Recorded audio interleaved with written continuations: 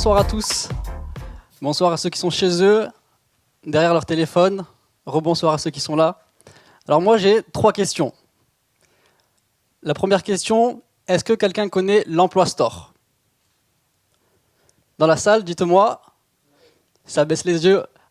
Bon, le chef connaît l'Emploi Store, mais c'est normal.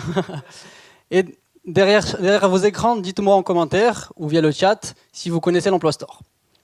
J'ai une deuxième question.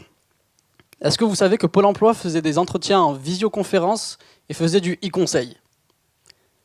Pareil, là j'ai des têtes qui se baissent. Derrière vos écrans, dites-moi également en commentaire, je viendrai vérifier. Allez, troisième question, et après je ne vous embête plus avec les questions. Est-ce que vous saviez que Pôle emploi avait plus de 10 applications mobiles?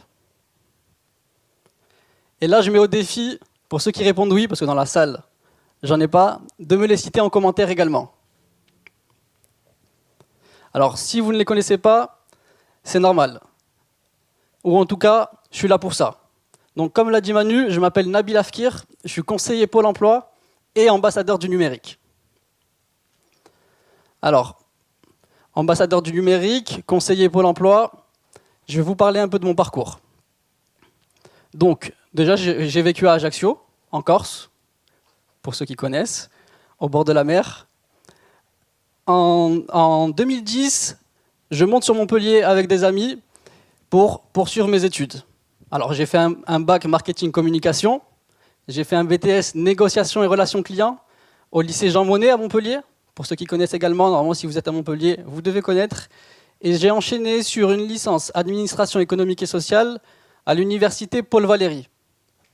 Pareil, les Montpelliérains, vous devez connaître. Alors je voulais faire des études dans les ressources humaines. Mais après ma licence en 2013, j'intègre Pôle emploi. Alors j'intègre Pôle emploi après ma licence un peu par hasard, je dois vous l'avouer.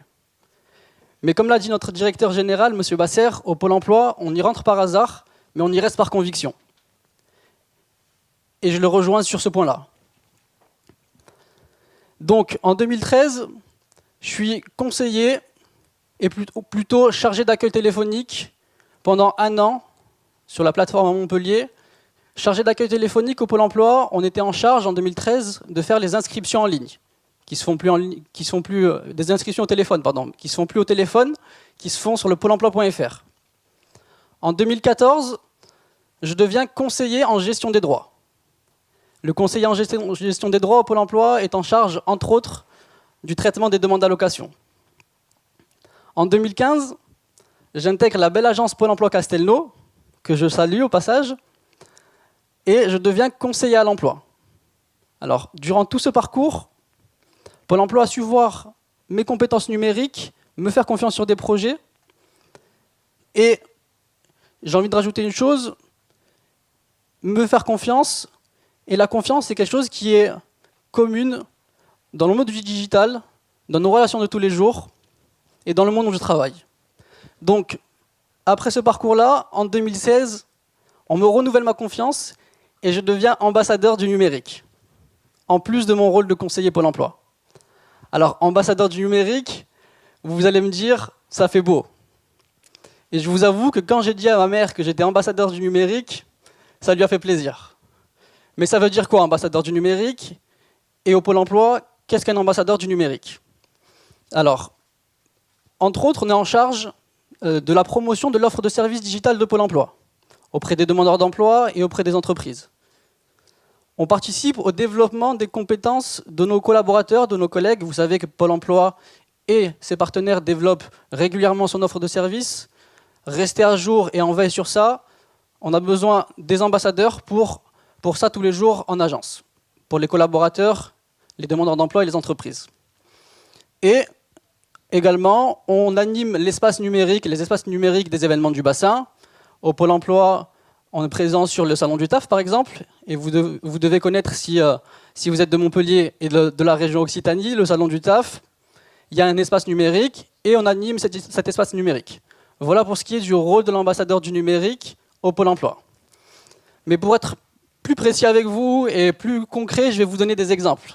Des exemples qui donnent du sens et du plaisir à être ambassadeur du numérique. La semaine dernière, je co-animais le premier atelier Google dans le cadre du partenariat entre Pôle emploi Héros et les ateliers Google numériques en live sur YouTube. Donc si on m'avait dit en 2013 qu'en tant que conseiller ou chargé d'accueil téléphonique que j'animerais un live sur YouTube, je pense que j'aurais souri. Mais ça donne du sens et du plaisir à ce que je fais.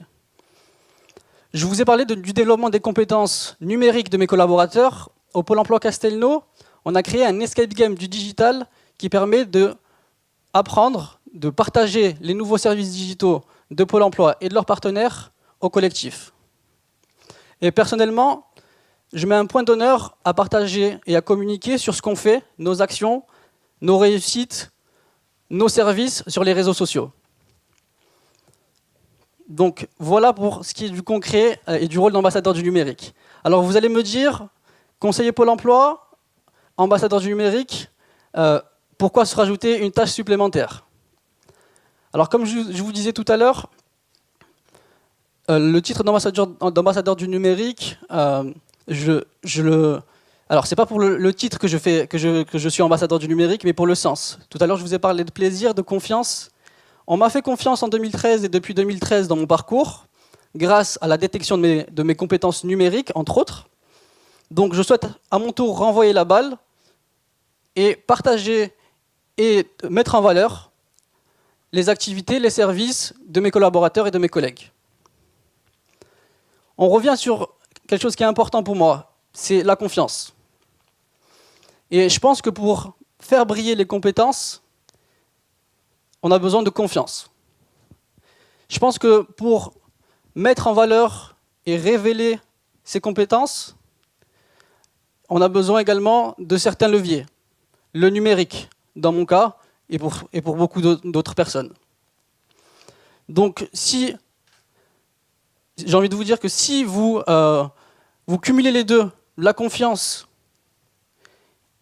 et le numérique, le résultat ne peut être que bénéfique, avoir du sens et faire la différence. Merci de m'avoir écouté. Bravo Nabil.